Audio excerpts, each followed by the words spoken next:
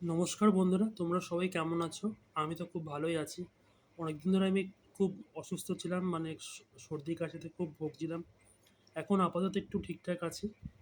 তো আজকে দেখো একাদশী। তোমাদের আমি আগেই ব্রত কথাটা পড়ে শুনিয়েছি বা পোস্ট করেছি, তোমরা অবশ্যই নিশ্চয়ই শুনেছো সবাই। তো এখন আমাদের ঘরে প্রতি একাদশীতে গোপাল রাধাকৃষ্ণ যেহেতু আছে আমাদের ঘরে, প্রতি একাদশীতেই পুজো হয়, ঠিক আছে? তো তোমরা দেখো আমি কীভাবে পুজো করেছি। এই যে দেখো, তোমরা কিন্তু এইভাবে দেখো, এই যে দেখো গোপালকে দেখো কি সুন্দর সাজিয়েছি আমি।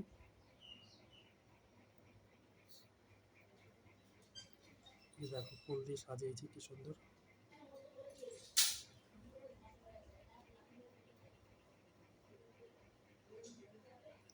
এই যে রাধা কৃষ্ণ।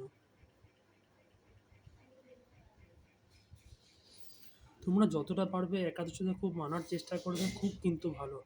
এই অনেকেই বলে যে মানে মানে সধবা বলো বা মানে যাদের যারা মারা যায় তাদের বেশি মানতে হয়, কিন্তু না।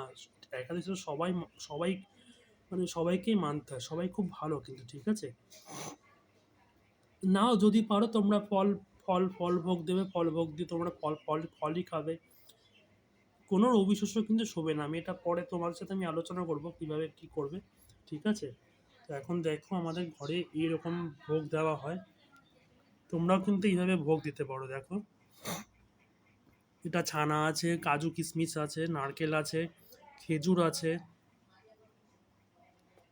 এটা পানীয় জল আছে, এটা হচ্ছে আমার ফল আদি ভোগ আছে, ফলমূল আদি ভোগ আছে। দেখো, আছে তরকারি আছে। এটা হচ্ছে স্নানীয় জল, মানে এই জলটাতে আমি গোপালকে স্নান করেছি, ঠিক আছে? আর এখানে জল শঙ্খ আছে, এখানে আসন দেওয়া হয় একটা।